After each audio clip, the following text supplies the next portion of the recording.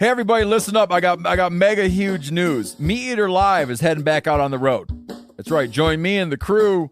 Clay Newcomb, Cal, Yanni, Spencer's going to be there. Phil the Engineer's going to be there. Meat Eater Live headed back out. Now, when you get every ticket, okay, every ticket you buy, you get a signed copy of our new Meat Eater Outdoor Cookbook. This tour is celebrating the release of the book. Buy a ticket, get a signed copy, Meat Eater Outdoor Cookbook, wild game recipes for the grill, smoker, camp stove, and campfire, which I'll point out is a $38 value. Here's where we're going to go. April 23rd, the Mesa Art Center in Mesa, Arizona. April 24, the Balboa Theater in San Diego. April 25, the Grove in Anaheim, California. April 27, the Crest Theater in Sacramento.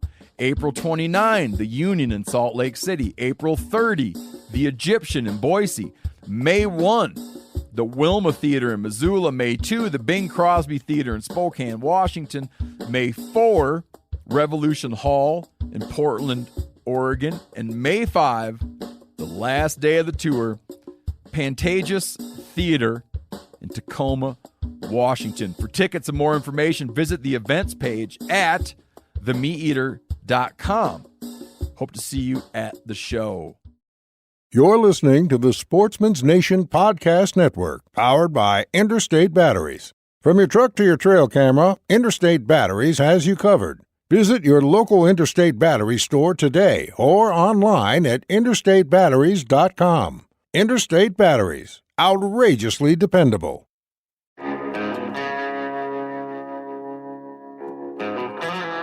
My name is Clay Newcomb, and I'm the host of the Bear Hunting Magazine podcast. I'll also be your host into the world of hunting the icon of North American wilderness, the bear. We'll talk about tactics, gear, conservation, but we'll also bring you into some of the wildest country on the planet chasing bear.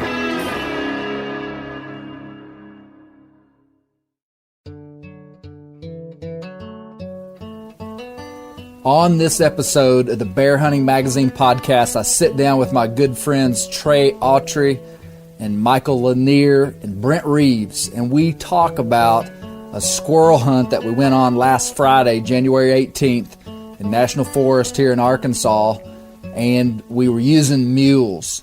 We were using mules as our primary mode of transportation, and we were using these Feist dogs to tree these squirrels. We had a fantastic time, and we actually made a film about this hunt that's going to be released sometime next week in around January 26th, 27th, 28th, sometime in that range. We're going to release this film about squirrel hunting with Feists and mules, and it's a ton of fun. So on this podcast, you're going to hear a few excerpts from our actual hunt, but we're just going to sit down with Trae and Michael and Brent. We're going to hash out why they hunt with Feist, hunting on mules, and just some good stories. I think you'll enjoy this. And many of you might, if you ask this question, maybe this isn't the podcast for you. But the question would be, if this is the Bear Hunting Magazine podcast, why are they talking about squirrel hunting with mules? And the answer is, man, this podcast is so much fun because we've just got liberty to report on stuff that we're doing. And the bears are asleep right now, and man, we're having fun in other parts of the outdoors. And we're the Bear Hunting Magazine podcast. We're going to be talking about whatever we're doing and just bringing to you positive things that are going on in the outdoor world. And hey, let me tell you, what's going on that's positive right now in the Ozark Mountains of Arkansas is some squirrel hunting. It was tough. There's not much natural food this year. There's just not a lot of squirrels, and the squirrels that are here, they're hard to find. But we had a great time. We made this film. We cooked these squirrels that we did kill. We cooked them in some bear fat from some lard that I rendered down back in the fall. You're going to enjoy this episode of the Bear Hunting Magazine podcast, Squirrels, Feists, and Mules.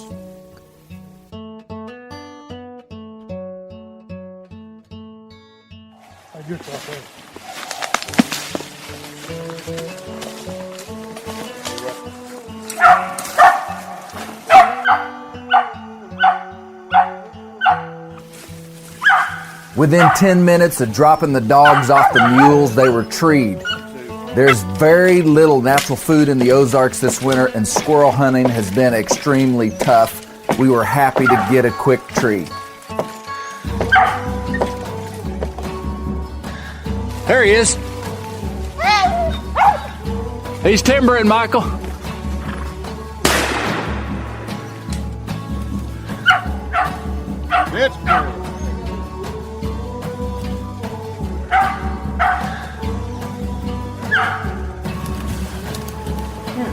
Hey, there he is. Bam! Look at that. One shot was a 410. I'll take that. See that Ozark Mountain gray squirrel right there. Some people might look at that and not appreciate it. Oh, it's a You boys do, don't you? Oh, yeah. Oh, yeah. Oh, yeah. Hey, he talks like he's done this. I know it.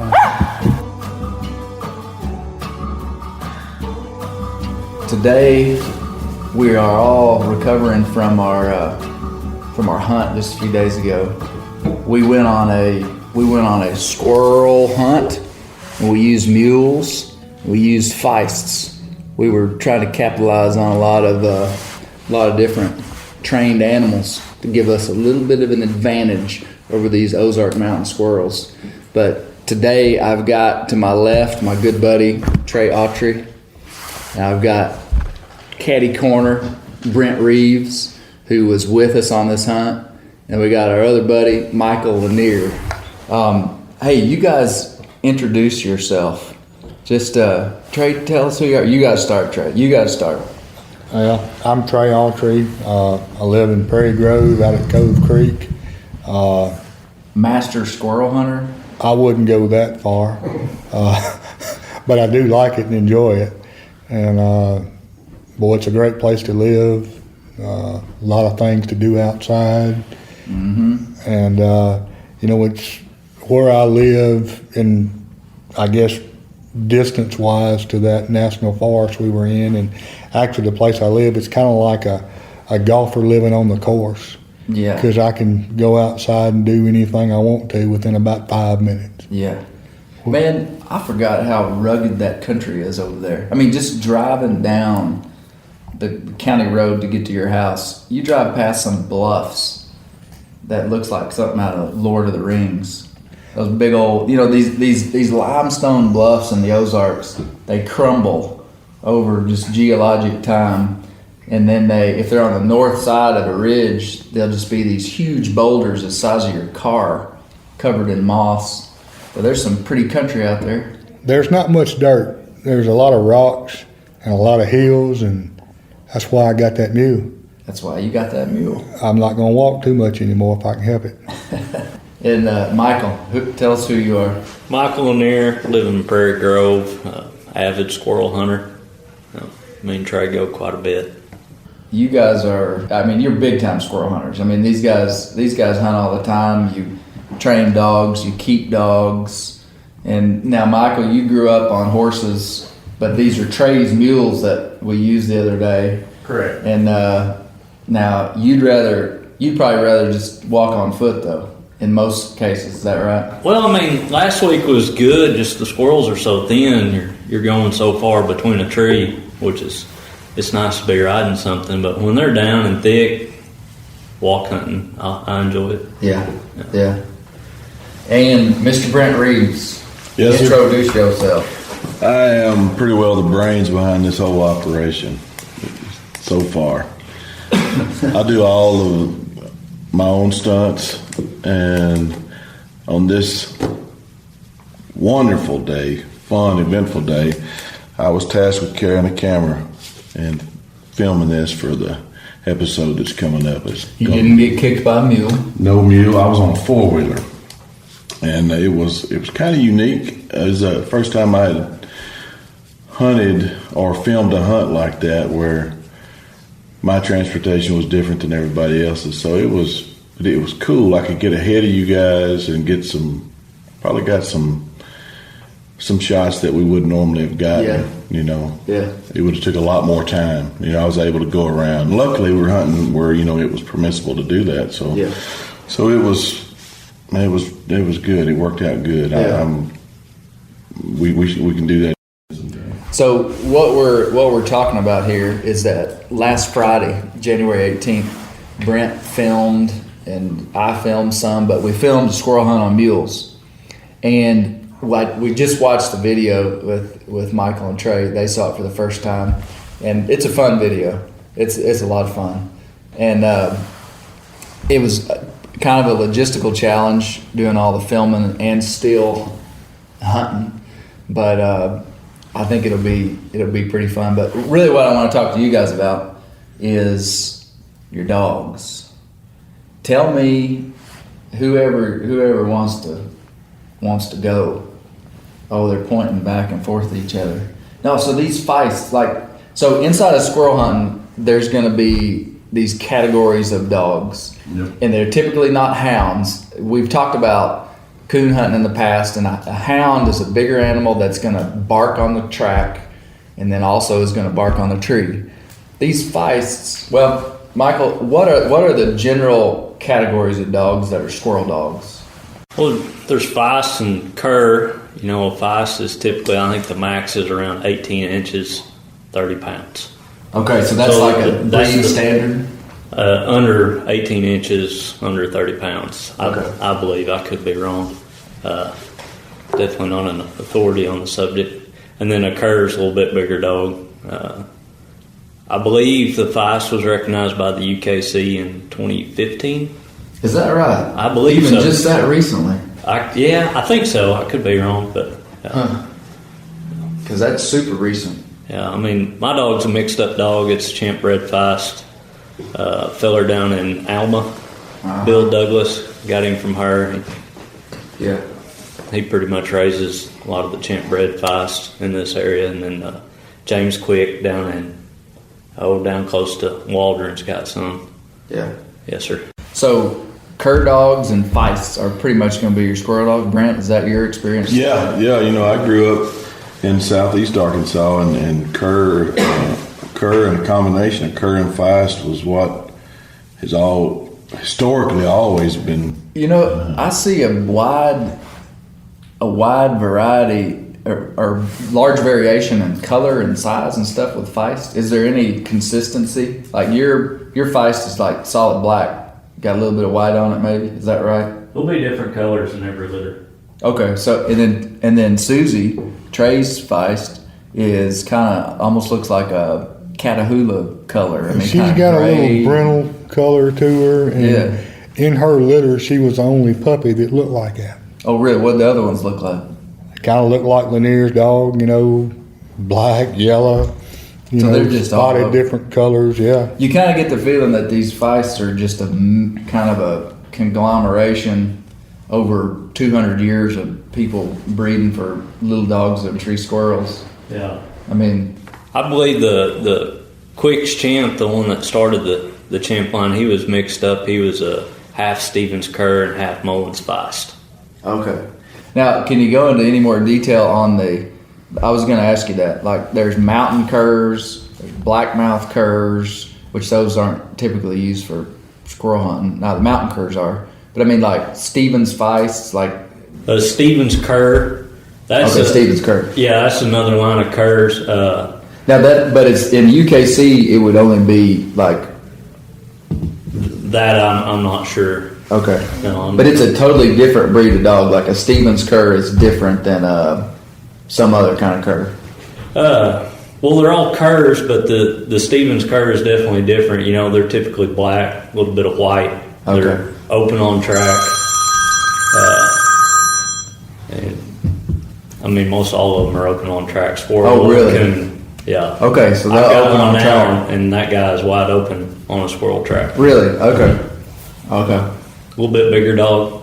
Yeah. I got a male that's probably 45 pounds. Heck, that's as big as a hound. Yeah. Huh.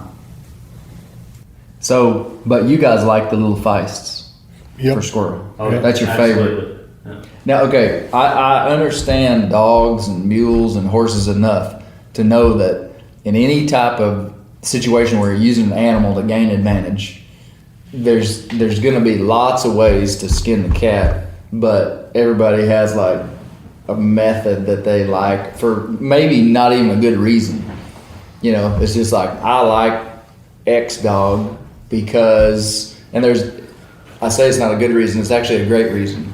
It might be my grandpa used that kind of dog. Yeah, you'll find that a lot, especially in the culture where I grew up. And I'm sure it's, Trae's from Mississippi. I'm sure it's very similar down there. Grandma, whoever, had one certain type of dog that was proven. It seems to be in my world the way you went. There's an emotional connection. Sure. With a dog, just like with a pet. I mean, people like a certain type of dog, and so if you grew up around Feists, you're probably gonna like them. But why do y'all like Feist? Why do you like Feist, Trae? Well, if you get a good one, and the squirrels are down and moving, you'll kill every one of them because a Feist will use its nose, its eyes, and its ears. Okay. So the first thing Susie will do when you let her out or turn her loose, she'll just start looking up because she figures them squirrels are in that tree. Now, the other types of squirrel dogs that don't do that, or is that's what makes them a squirrel dog, though? I don't know. I tried to hunt a big old hound one time, and it would smell them up in the tree, and if they had been there all night, and if they weren't moving, that was another alternative to pick up a squirrel. Yeah. But no, I just like that Feist. Yeah. And they normally hunt a lot closer, or some closer. There's always people are going to listen like, oh, well, that ain't right. My cur dog hunts 75 yards in front of me or whatever. But there's always an exception to everything. Why do you like the Feist? I mean, squirrel ain't that big. It doesn't take a great big dog to tree one. They're a little easier to keep. I mean, I've had curs. When I first moved up here, I had curs. And it seemed like most all of them I had were just a little harder to keep around the house, barked a lot in the pen. I don't know if it was the line I was hunting or what, but I've just had really good luck with the Feist. Yeah. You were telling me the other day while we were hunting how smart that little Jessie dog is. Oh, yeah. Like, what'd you do? You told her not to go in one room of the house one time? Uh-huh. Yeah, let her in the house, walk in there on the carpet in the bedroom, tell her not to come in there. She'll stop at the door every time now. Huh. They just pick up on it quick. Yeah. So they're smart. And that makes it fun. Oh, yeah. And then, now to me, what surprised me when we were hunting the other day on mules, which I thought was really cool, and I think it's a cool part of the video too, is you're carrying these dogs on the mules. So we parked the trucks where we had to stop, and then we were going about, I don't know, probably not a half a mile, but maybe half a mile to where we were going to hunt. And they didn't want these dogs just free ranging and going and treating a squirrel somewhere where we couldn't get to because of barbed wire fences. We carried these dogs just right on top of the mule, and then just pitched them off the mule when it was time to hunt. I thought that was pretty handy. Mm-hmm. Now, you never tried it, but you were wanting to put the mule or the dog in your game pouch.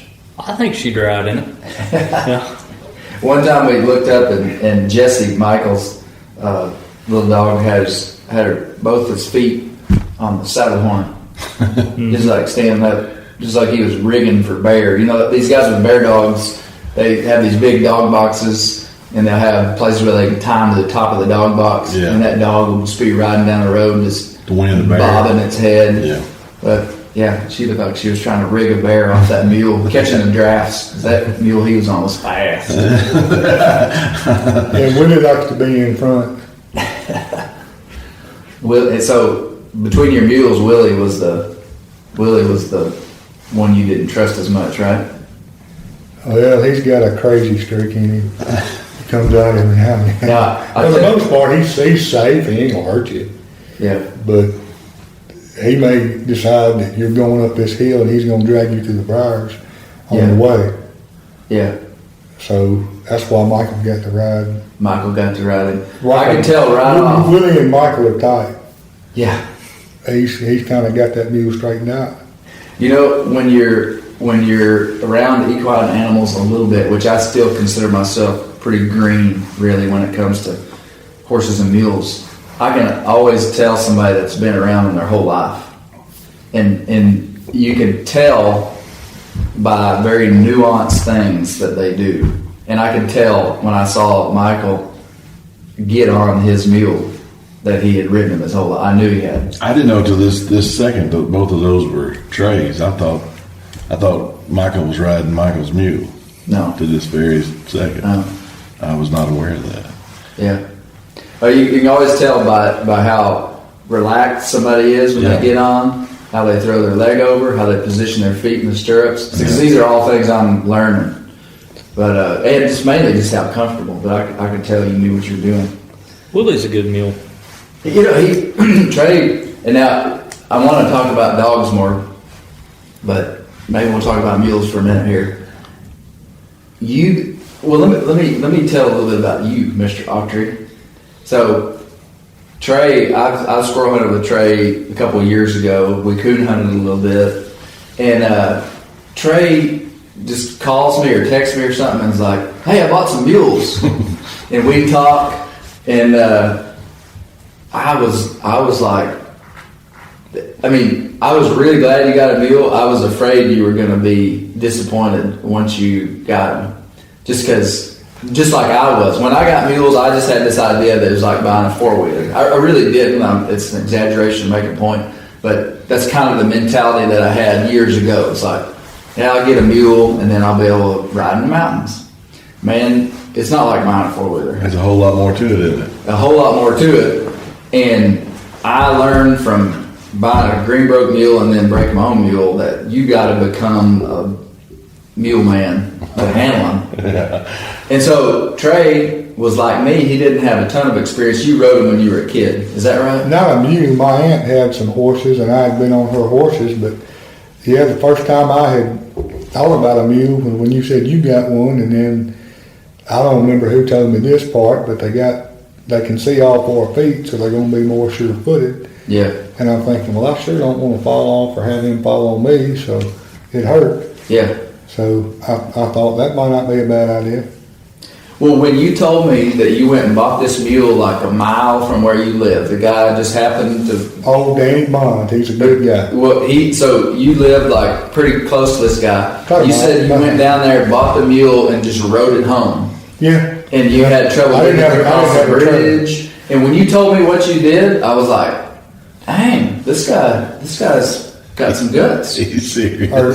Are dumb enough not to know the Well, but I was totally impressed that you were able to manage those mules like you did. Because I have a lot of, after some of the stuff I put out about mules, I have a lot of people message me saying, hey, I'm thinking about getting a mule. Do you think it would work? And I give everybody the same spiel. It's like, yeah, it'll work if you really want it to, and if you're willing to maybe get banged around. There was a couple times after I talked to you, and I had old Willie pinned up out there, and I had him in a pasture, and man, it took me a while before he'd let me catch him. Yeah. I mean, I rode him to the house, and he was just as good as he could be, besides that water deal.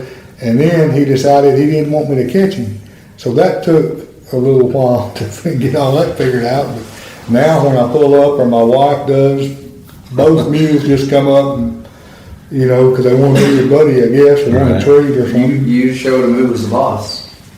Well, I still ain't sure who is. I think we tolerate each other. Well, I was impressed that you were able to handle him like you did. I really was. I don't know about impressed, but I'd gotten mad enough about it that I had too much money out there on that. And it was a $500 mule, Willie is. Yeah. $500 mule. Yeah. There's a whole conversation to be had about a $500 mule. Oh, yeah. And that's the one you put Michael on. That's my buddy. Yeah. What if I didn't like somebody? What would we do? Oh, man. Well, now I was impressed that they were matching mules, too. That was just by accident. I got Smokey because Danny couldn't keep him in the fence. He was always out in the middle of the road when I'd come home. Is that right? And I'd open the gate and let him back in. And he had told me that mule was really good. And I didn't know the difference. It was a little taller. And he said, well, you'll be able to tell the difference, and you can, I guess. But anyway, yeah, if that mule hadn't kept getting out of Danny's fence, he probably wouldn't have sold him. Well, you did good. Now, for people who don't understand mule culture, your street cred goes up exponentially when you have matching mules. Just to let you know, I mean, when I saw 2 white mules come out of your trailer, I was like, this guy's on a different level. He's kind of a big deal. He's kind of a big deal. He's a good boy. He's just ignorant. See, and that's why I did what I did, and now I have matching mules. Yeah, street cred. That's right. You got it. Street cred. Yeah. I had to learn this though. I had to learn this from a real mule man over in Oklahoma that helped me get matching mules. Because when he had I have 2 mules right now. I got rid of my Ellie Mae mule, the first mule I had. Right now all I've got is Izzie, and I have Izzie's full brother named Banjo, who is colored just like her, sorrel with white socks. And so Izzie's pretty. When this guy had this colt, he called me, sent me a picture, and he's like, Clay, you gotta have this mule. He basically saved it for me till it was 7 months old, and I went and picked it up last week. But hey, let's talk about squirrels and squirrel dogs. How do you train a squirrel dog, Michael? Well, start out by picking a well-bred one. I mean, that goes a long way right there. Hunts how you like. Well, if you could turn them loose till they start treeing, and then pin them up, and just keep letting them run loose around your place. Just wear out a couple pairs of boots, taking them hunting as much as you can. Whenever they do start treeing, leash them at the tree to where they'll stay. Which is, when I first got up here hunting cur dogs, they might go 400 yards up the side of a mountain and take me half an hour to get up there. I really like the dogs to stay within probably about 200 yards. Yeah. I mean, if you're hunting where squirrels are, there's going to be squirrels within 200 yards of you. Get there pretty quick, leash them up. A lot of people will road hunt them down in the forest, on the national forest trails. Mm-hmm. Get them on a hot squirrel, maybe want to cross out the road in front of them. Some people throw them in the training pen until they start treeing. Yeah. Basically just have a corn feeder in the pen. So I think this is something that people don't understand, and I didn't really understand it until I started training coon dogs. When I was a kid, we had coon dogs, and we kind of just turned them loose, and if they made a dog, we were happy, and if they didn't, we got rid of them. Uh-huh. But I mean, there's a lot of, all the stuff is already inside of that dog. He's gonna tree, he's gonna trail, he's got the desire to hunt. I mean, there's all these things that you can't really train that are just inside of him, but you're trying to put that dog in the best situation to bring out those positive traits and reward it for positive behavior, which would be treeing a squirrel, staying on a tree, showing game desire, and then you would discourage it from bad behavior, which would be if it ran a deer, or if it did something you didn't like, you would, so it's kind of like you're trying to put it in the best scenarios possible for it to start treeing, because you're not going to really teach it to tree. Is that the way you describe it? Absolutely. When they're young, if they were to bump a deer running a little ways, I'd probably just ignore them. I wouldn't shock them or anything like that. Yeah. Or try to correct it. I mean, once they got a little older, I wouldn't want to kill them chasing game right off the bat. Right. Because you like that desire. Yes, sir. Yeah. But, so, do you take it out with an older dog too? That helps, I guess. I think when they're really young, it probably doesn't hurt. I mean, a lot of people just hunt their dogs strictly by themselves. They want an independent dog. Trae's dog was to go tree. They wouldn't want their dog to go over there with him. Okay. I don't competition hunt. But I mean, I don't mind my dog falling in with his, but some people, they really like a independent. If his dog trees, they want it to move on down the road and find it their own squirrel. Okay. So you get that by hunting them by themselves. Yes, sir. And it kind of just clicks for a dog when they tree it and then you shoot it out, they see that squirrel fall to the ground, then all of a sudden they're like, if I stay here and bark, I get the reward of getting a little fur in my mouth. Man, I had a little white dog that I hunted her with Trae's dog with Susie, and if Susie treed first, she'd go over there about 20 yards and just pull up on a tree and start barking. And you could tell right off the bat she didn't have a squirrel. She'd just sit there and look at you and wanting your attention. You know that the other day when we killed those two pretty quick, Jesse was on a tree and Susie was on a tree. Susie left her tree to go over there with Jesse, and then she went back to that tree. So I figured we had a squirrel there because she sat on it pretty tight while we were shooting over there. So that's the way it's supposed to work. And it turned out it was a squirrel in there. Yeah. You know, if I like it when you got two dogs independent and you're going to shoot a squirrel over here, and just as fast as you shoot that one, you got to go to that other dog real quick and get to that squirrel. So that's a lot of fun when it happens like that. Yeah. It just didn't happen like that all day the other day. Yeah. But, now, how did you start Susie? Now Susie is 5 or 6 years old. Man, that's a great question. I had to look at the papers, but I think she's about 5 or 6. Okay. And you had her since she was a pup?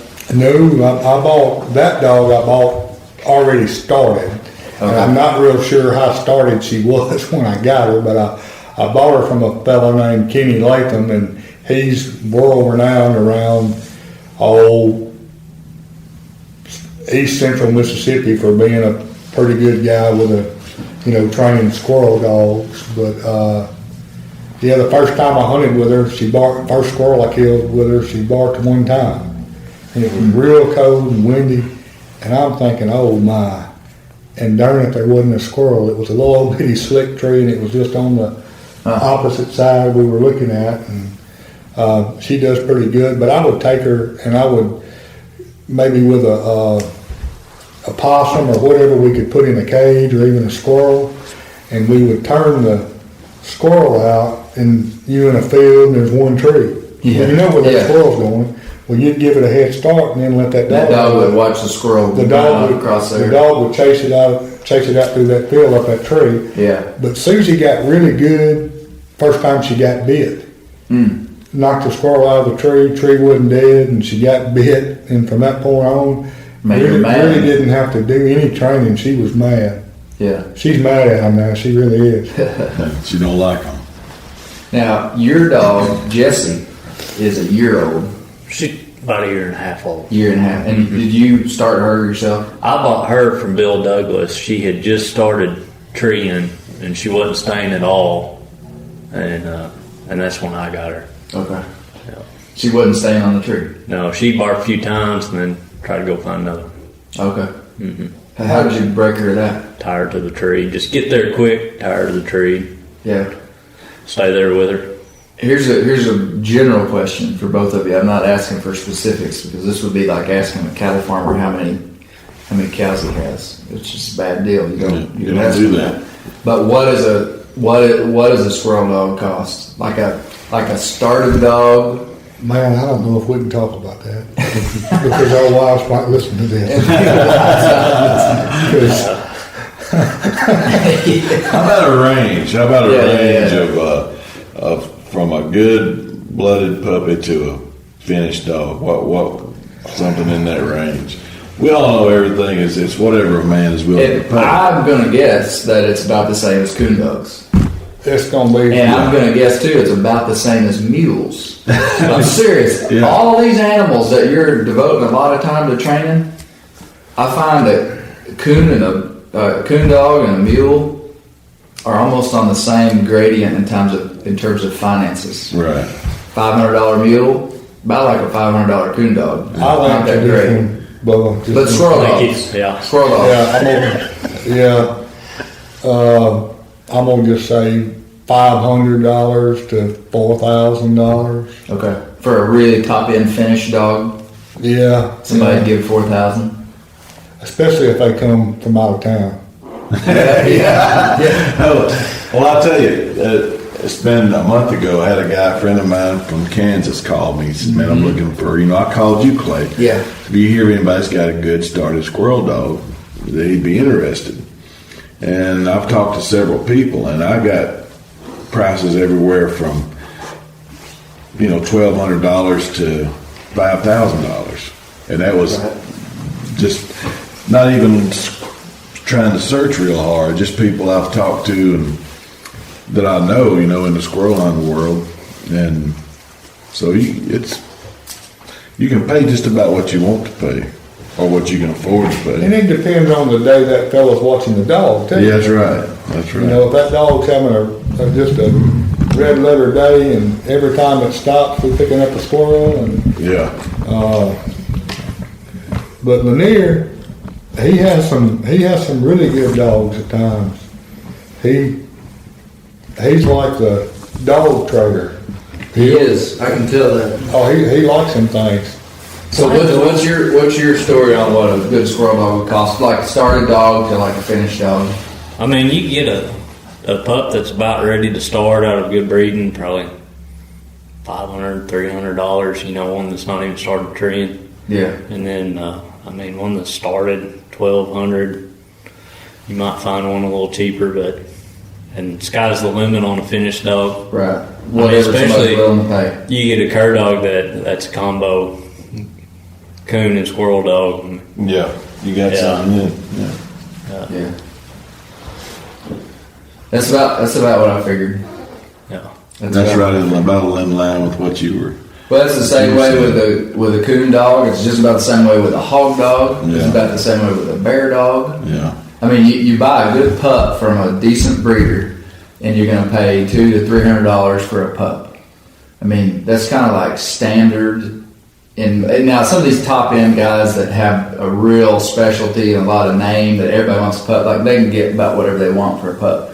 But most times, even with good bear dog lines, it's almost like gentleman's honor that you sell 6-week-old pups for $200 to $300. Yeah. You start asking more than that, your ego's getting in the way. Now, women and children don't understand this. When we've had 2 litters of plot pups. My wife's family, they were not hunters, and when they had pups, they had like registered boxers and registered something else. Dogs that served no purpose whatsoever. And they raised pups when she was a kid, and they sold them for money. They sold, like, the point of it was, let's have a litter of pups to make money. Right. So when I said, hey, we're going to have a litter of plot pups, she was like, great. And she was like, how much are we going to sell these for? And I'm like, oh man, hey, plots are hard to come by. This line of dogs is really in demand. There'll be guys wanting these dogs from Michigan and from everywhere. And she's like, good, we can sell these things for $700 a piece. And I was like, no. No. I'll be selling them for, I can't remember what I asked. I gave most of them away, which she didn't understand. So I was like, this is bear hunters' code of conduct. You give a peace offering of pups to people that you want to cultivate a relationship with. That has gone as far as like social media too. What do you mean? You can find, you Google or Facebook or whatever you want to do, you can find whole pages and communities that's nothing but strictly squirrel dogs and, buy, sell, and trade or however they list it there. And you go through it and the average is right along with what you're talking about. Yeah. I would say it's pretty common knowledge. And the people on there will be from, not just Arkansas, it'll be all over the United States. Yeah. So, in Florida to Michigan or, Ohio, the dogs are all, very similarly priced. Yeah. Or whatever. So, Michael, do you, like, of all the outdoor activities that you do, squirrel hunting with Feist is at the top of the list, or number 2 or number 3? Top of the list. Absolutely. What is it? Like, I can describe why I like the things that I like. Like, why do you like squirrel hunting with dogs so much? Well, I mean, you're not confined to sitting in a stand. You get to move around. You get to visit with the folks that you're going with. I mean, you can hunt in Arkansas. We're pretty blessed as far as hunting season and public land. You can hunt from May till end of February. Yeah. Sometime in May till the end of February. I don't really hunt during the summer, but I mean, We could if we wanted to. yeah. And we got 2 million acres of public land to hunt. Yep. I mean, it's just plenty of opportunity. There's typically this year there's not a lot of squirrels, but there's typically squirrels around for you to shoot at. And, I mean, I just really enjoy it. My son loves it. We always get to visit when we're out there. Yeah. I forgot how much fun it was to see a squirrel timbering across the trees while you're trying to shoot it. Yeah. It's a whole different thing when you got a gun in your hand and you're trying to shoot it. I mean, you see squirrels almost every day, you know, climbing up a tree and jumping around. I mean, just like I watch them out of my office window every day. Yeah. And my heart doesn't start to beat fast. But when you're underneath a tree with a dog tree and that squirrel breaks from cover and starts just screaming down a limb, I mean, it's like, yeah, this is pretty fun. Pow, pow. Did you grow up doing it with dogs, Michael? No, sir. I got my first squirrel dog, I think, when I moved over, right before I moved over here. Okay. I was living in Jonesboro, and a friend of mine, his dad gave me a pup. I had beagles living in Jonesboro, and not many places rabbit hunt over here, so I switched to squirrel dogs. Yeah. Yeah. You know, to me, it's the biggest thing about it that is so intriguing is the opportunity for access. Just like, you know, if you deer hunt, it's so hard to take somebody deer hunting that's never hunted before. It's you have to deal with, you know, 100 pounds of meat. You gotta, not 100 pounds if you kill a deer, but you gotta deal with a bunch of meat. You gotta sit. You gotta be proficient with some type of pretty high powered weapon. You gotta, you know, there's all these barriers. But man, all somebody's got to do to go squirrel hunting with you is buy a $25 Arkansas hunting license and borrow a 22 or a 410, and all of a sudden they're hunting and they're doing something that's fun and exciting. And you don't have to be quiet. You don't have to be quiet. Yeah. That's the main thing, and encouraging for kids to get kids out there. Yeah. You know, you're not constantly be still, you know, or any of that. You know, there's a lot of stuff for them to do. Yeah. Trae, did you grow up squirrel hunting with dogs? Not with dogs. Probably 10, 12 years ago, my optometrist, a fellow named Dan Wyndham in Pearl, Mississippi, had hunted with, my Uncle Ed. And after Ed died, I met old Dan Wyndham and we got to visiting. And man, I had more fun going with him squirrel hunting than I did deer hunting. Mm-hmm. So then he says, well, you need to get you a dog too. He hooked me up with Kenny Latham, but no, I didn't grow up squirrel hunting with dogs. But I do enjoy it. I enjoy watching the dog trying to figure out where that squirrel is. And, you know, what's really fun, the best part about it, and it doesn't happen too terribly often, but when that squirrel starts timbering like you were talking about, and that dog is following it, now that's when it's fun. Mm-hmm. That's some high-level squirrel dog action right there. Oh man, that's big time right there. Yeah. But the dog, you know, I guess the thing about that Feist I really like, that dog, you know, does develop a bond with you, and it's really trying to please you. Yeah. You know, everything that dog does once it hits the ground, it's trying to please you. Yeah. So that's a lot of fun. It really is an amazing connection between a hunter and his animal. Yeah. I mean, it's you know, you see inside of the non-hunting society how crazy people are with their pets. I mean, to the point of ludicrousy. You know, thinking these animals are humans. I mean, giving them the same rights. Lanier thinks his dog understands what it's saying. And That's pretty smart. And I do too, you know, so we may be worse than all them people. Well, no, but listen, and these are pets that don't do anything. So when you have that kind of connection with an animal that is serving a purpose, like treating a squirrel to put dinner on your table, I think that's a higher level. So I think it's pretty cool. Yeah. Oh, it's a lot of fun. Hey, let me tell y'all before we close down. Let me tell y'all, and we'll go through and I'll hit any closing comments you guys have.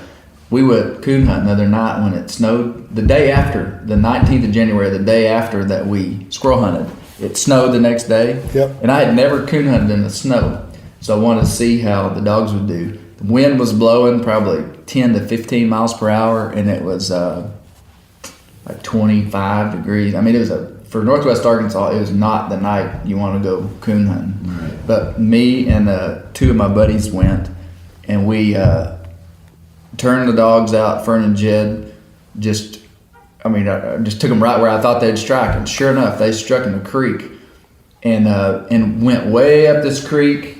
And the track started out real hot and just kind of fizzled. And then I saw them start circling a tree on the Garmin. I could see they made a big loop, and then they came right back down the creek. And I felt like they went the wrong way on the track and got to where the coon had come out of the tree. Right.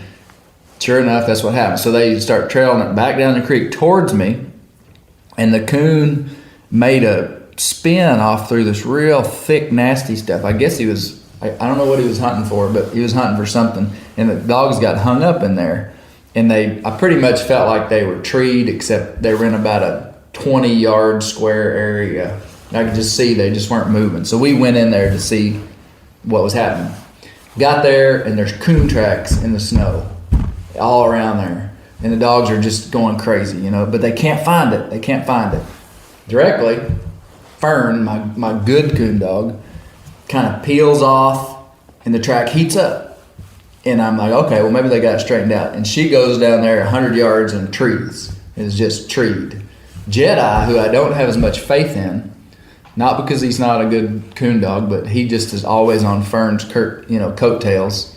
And so you know how it is when you have a good dog. You never really know the potential of the other dog. But I hunt them together all the time. Fern's over there treed.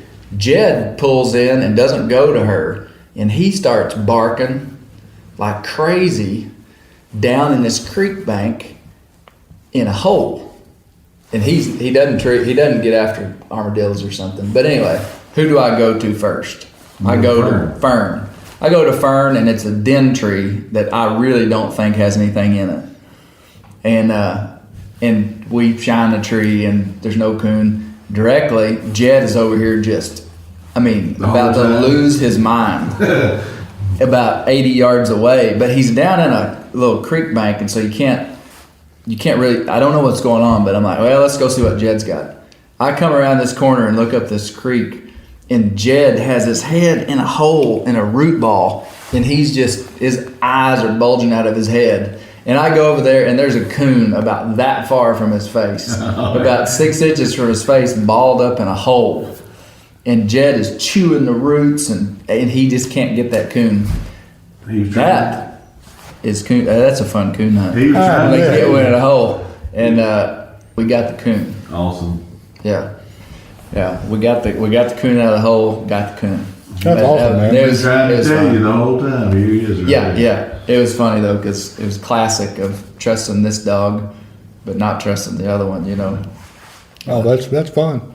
Well, hey, so the video, we made a really cool video of this squirrel hunt with mules, and it's going to come out sometime next week on the Bear Hunting Magazine YouTube channel. So if somebody's listening for the first time, you hear us talk about our YouTube channel almost every time.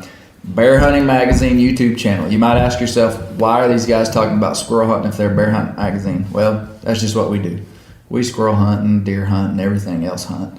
And the bears are asleep right now, are they not? They are. They are asleep, so we're hunting squirrels. But we got this neat video, and it's coming out on the Bear Hunting Magazine YouTube channel sometime next week, probably Tuesday is what I'm thinking. Maybe Wednesday, maybe Monday. Don't know for sure. But it'll be out next week. So go check that out, and you'll get to meet Mr. Trae, Autry, and Michael Lanier. See some of Brent's videography. You get to meet Izzie, Smokey, and Willie, Susie, Jesse. Man, the cast of characters is big. It's a blockbuster. And here was the cool thing that we did is that we took these squirrels. We killed 2 squirrels in the morning. Took the squirrels and we fried them in some bear oil that I'd rendered down, and it was fantastic. Was it not? Oh yeah, and you don't eat squirrels fried in bear grease. We ate them. We ate those squirrels. We did. Oh, that was good stuff. Sure it was. Well, closing comments, Michael. Did we not cover anything inside of squirrel hunting that might be relevant? I mean, I know it's a giant topic of breeding dogs and how dogs hunt. And, I mean, we didn't. This really didn't cover it totally, but No, I mean, I think we're pretty good. We covered a lot of it. yeah. I mean, adding It's mules a lot of to fun. it is a lot of fun. Yeah. Oh, It really was advantageous to have the mules. I mean, it was advantageous because if I didn't have my Garmin turned on to see how far we walked, but I bet we walked 5 to 7 miles. You think we did that? Oh, yeah. Yeah, I'd say. Maybe more, because we went in on that other road. We walked a long ways. If you'd have been on foot, you'd have had to been in pretty good shape. Oh man, we wouldn't have made it the other day. It was too many hills. That's Too what many we hills. Too many hills. What we got them mules for? That's like playing golf without a cart. Why would you want to do it? Well, and when the squirrel, Michael said it before, but when the squirrels are thin, Yeah. the mules are really advantageous because you're able to cover a lot of ground. Like if we had gone into that little block of timber where we did tree the squirrels and we'd have stayed in there like all day treeing squirrels and killed 2 limits of squirrels out of there, maybe having a mule wouldn't have helped you that much. But Probably not. we were at one point we went on probably a mile and a half in and a mile and a half back out on that other road over there. And nothing. Yeah, not a Yeah. tree one. And we were hunting. Yeah. We were hunting them. We wasn't shooting a bunch of them. Yeah. What about you, Mr. Autry? Closing comments? Man, we just had a good time the other day, just like we do every time we get to go outside and, meeting Brent and having you there, man, it was just a lot of fun, and appreciate you coming out there and hunting with us. Had a good time. I told my wife after that day, I said, I travel and hunt and do a lot of stuff, and there's some days that are just fun. Like you just get home and you just everything about it, from the people you were with to how the hunting went to the weather and I had just more fun than I thought I would. I had a blast. I really did. We did too, man. We did too. And I for me, it was a combination of, the more I get into these mules, the more I'm looking for ways to use them and looking for ways to use them inside of hunting. And that makes it real enjoyable to combine hunting and these mules. So, for me, that was a big part of it. Like being able to shoot off Izzie. Like in the video, people will see me shoot off Izzie. It wasn't the first time I'd shot off of her. I'd shot a 22 off of her. But it was the first time I'd shot a shotgun, which was loud. And to me, that was like a massive training win to shoot off her. Man, that was great watching that. That's motivating me to get one of mine where I can do You that. won't even have to walk at all if you can train your mule to shoot off of. I'm not going to walk. You won't even get off. We'll bring a lab to pick up the squirrels for us. Now, Susie will retrieve squirrels. She runs around with them more than you retrieve them. Well, when they watch that Every now and video, it's going to look like she's a lab. Now, I do have a buddy named old Todd Turner that went hunting with me over there in Carrollton a couple of times, and man, he had this big old black lab, and we would shoot squirrels, and that dog would bring them to us. Oh, it was fun. Yep. Retrieving ducks. Mm-hmm. Mr. Brent, closing comments? Man, that hunt was so fun. Yeah. unlike these guys, I grew up hunting, and I talked about it 100 times. I grew up squirrel hunting off of horses, and from when my first hunts were off a horse behind a dog, squirrel hunting with my dad and our family friends, my brother and everything. So that was so many memories that day. It was just awesome time. And there's one constant that I found true with growing up, the memories I had of growing up with my dad, my uncles, and our family uncles, however you want to call it. All these guys, the main thing they're doing is having a good time, and they're respectful of one another, and they're respectful of the resource, and they see, what's really going on out there. It's not how many squirrels we can put in a saddlebag; it's how much fun we can have before it gets dark. Yeah, and it was a good time, and we got to do this again. Yeah, we got to do it again. Well, a lot of fun. It was a lot of fun. I think that's the refreshing part of hunting with dogs for me, is that coming from such a strong, big game kind of solo mentality with deer hunting and bear hunting like I do, it's just kind of a breath of fresh air to just go out and have fun. Mm-hmm. And not to say, we all know it's not that big game hunting and fun. That's not it. But this is different. It's just different. Yeah. It's just different. And it was a lot of fun the other day. It was our pleasure to hunt with you guys, Trae and Michael. Man, really, y'all let us come along, and so for that we thank you. Oh man, anytime. Let's do it again soon. Yeah. Well, hey, thanks for listening to the Bear Hunting Magazine podcast. Hey, check out our print magazine. Bear Hunting Magazine is the only print bear hunting magazine in the world. We are the big squirrel in the small tree. We are the bear hunting magazine, and you can support our cause, which our cause is broader than just bear hunting. Our cause is to continue the hunting lifestyle and freedoms that we have in this country, to see those persist through generations as we continue to steward wildlife resources well, and then hunters ought to be able to utilize those resources wisely and build traditions and culture and just have a great time in the outdoors. That's what we do. So hey, keep the wild places wild, because that's where the squirrels live.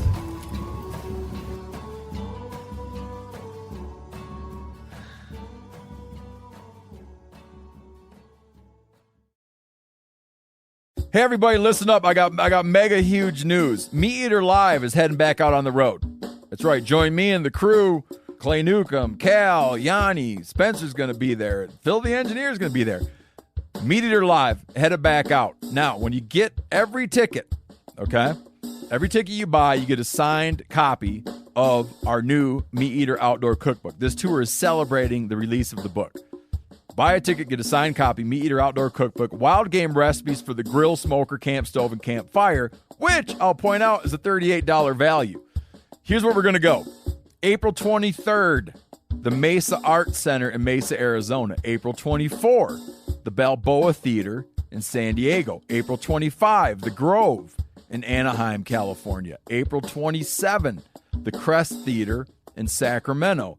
April 29, the Union in Salt Lake City. April 30, the Egyptian in Boise. May 1, the Wilma Theater in Missoula. May 2, the Bing Crosby Theater in Spokane, Washington.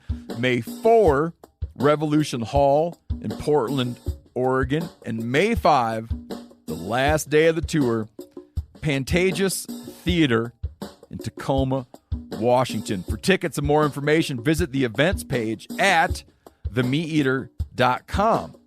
Hope to see you at the show.